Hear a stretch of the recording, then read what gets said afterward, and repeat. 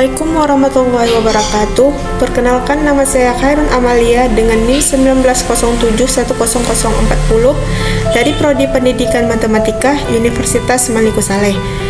Baiklah teman-teman, jadi di sini saya akan berbagi tutorial tata cara pengolahan data hasil penelitian menggunakan SPSS 24.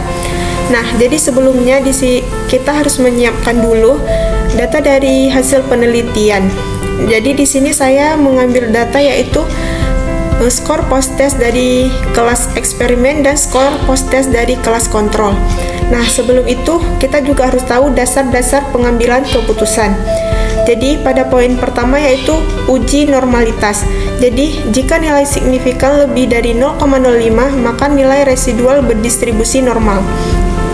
Dan jika nilai signifikan kurang dari 0,05 maka nilai residual berdistribusi tidak normal. Dan pada poin yang kedua yaitu uji homogenitas. Jika nilai signifikan lebih dari 0,05 maka nilai residual berdistribusi homogen. Dan jika nilai signifikan kurang dari 0,05 maka nilai residual berdistribusi tidak homogen. Dan pada poin yang ketiga yaitu uji independent sample t-test. Jadi, jika nilai signifikan to-tailed lebih dari 0,05 maka tidak terdapat peningkatan. Dan jika nilai signifikan to-tailed kurang dari 0,05 maka terdapat peningkatan. Dan pada poin keempat yaitu uji non-parametric Mann-Whitney. Jadi, jika nilai assumed signifikan to-tailed lebih dari 0,05 maka hipotesis ditolak, artinya tidak ada peningkatan. Dan jika nilai assumed signifikan to-tailed kurang dari 0,05 maka hipotesis diterima, artinya terdapat peningkatan. Nah, jika data yang kita olah nanti datanya berdistribusi normal, maka kita lanjutkan dengan uji independent sample T. Dan jika data yang kita uji nanti berdistribusi tidak normal, maka kita gunakan uji non-parametric Mann-Whitney. Nah, langkah selanjutnya itu kita menuju ke software SPSS. Jadi pada software SPSS ini terdapat pada pojok kirinya itu terdapat data view dan variable view. Jadi pada data view ini tempat kita menginput nilai dan variable view ini merupakan pengaturannya. Jadi kita mulai dari variable view. Pada baris pertama kolom name ini kita isi dengan post test ke eksperimen. Lalu kita enter. Dan di sini kita isi dengan post test control. Lalu kita selang satu baris. Lalu kita isi dengan post test. Lalu kita enter. Lalu kita isi dengan kelompok.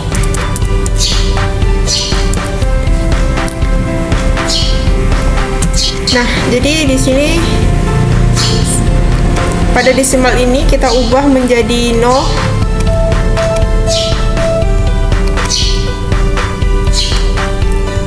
Di sini juga semuanya kita ubah menjadi 0.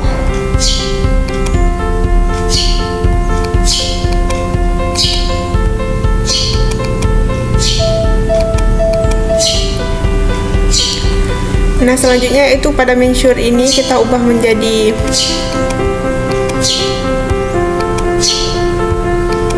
nominal.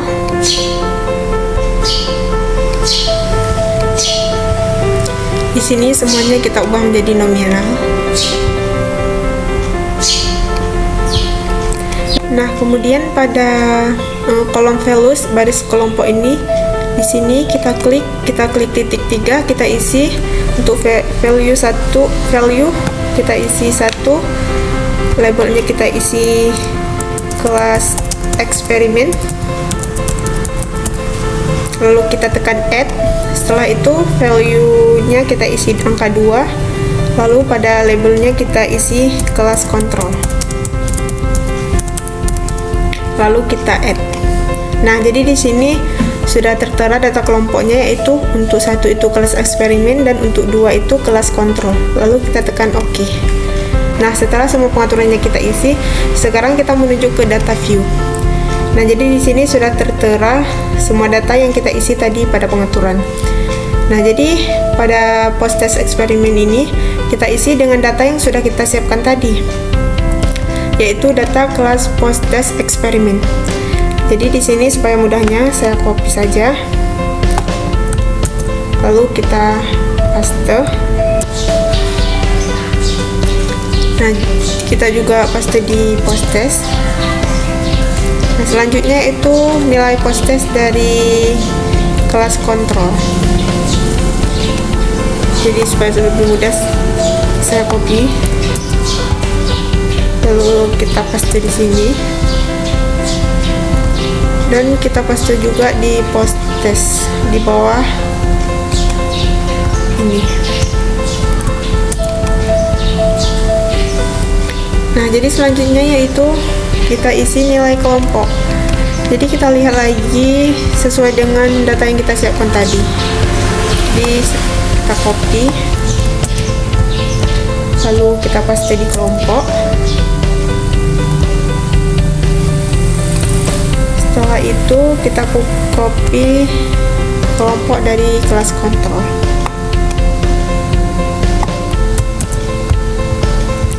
Lalu kita paste.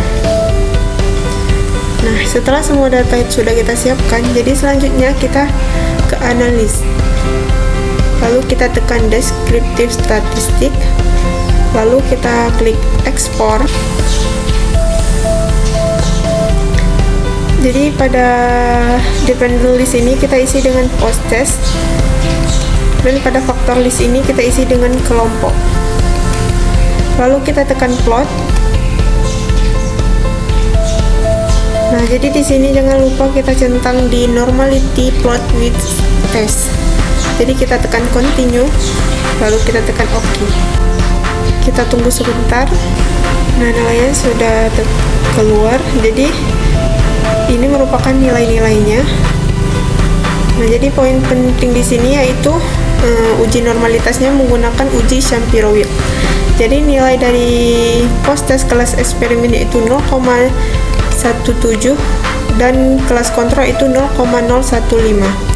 Dan kita lihat dulu dasar-dasar pengambilan keputusan, yaitu jika nilai signifikan lebih dari 0,05 maka nilai residual berdistribusi normal, dan jika nilai signifikan kurang dari 0,05 maka nilai residual berdistribusi tidak normal.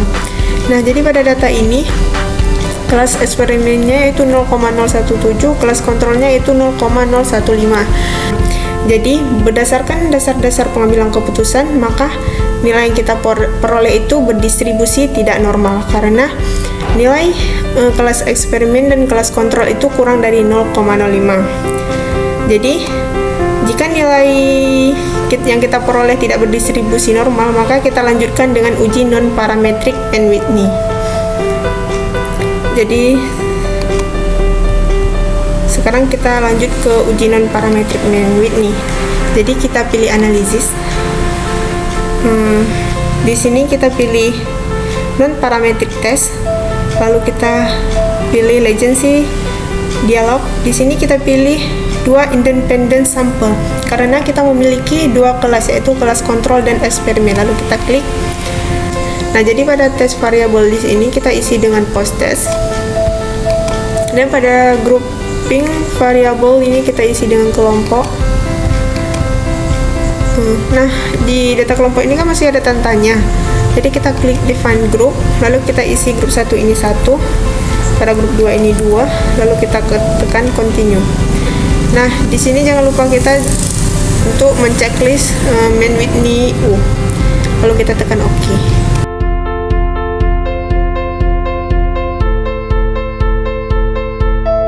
Jadi poin yang paling penting di sini yaitu kita lihat nilai assume signifikan dari uji main Whitney. Nah, kita lihat dulu dasar-dasar pengambilan keputusan yang tadi, yaitu jika nilai signifikan to tail lebih dari 0,05 maka hipotesis ditolak atau tidak ada peningkatan. Nah, jika nilai assume signifikan to tail kurang dari 0,05 maka hipotesis diterima, artinya terdapat peningkatan. Nah, jadi pada data yang kita peroleh ini yaitu assume signifikannya 0,0 berarti nilainya yaitu kurang dari 0,05, maka hipotesisnya itu diterima. Artinya terdapat peningkatan pada penelitian kita. Nah, sekian presentasi dari saya, lebih dan kurang saya mohon maaf. Wabillahi taufiq wal hidayah. Wassalamualaikum warahmatullahi wabarakatuh.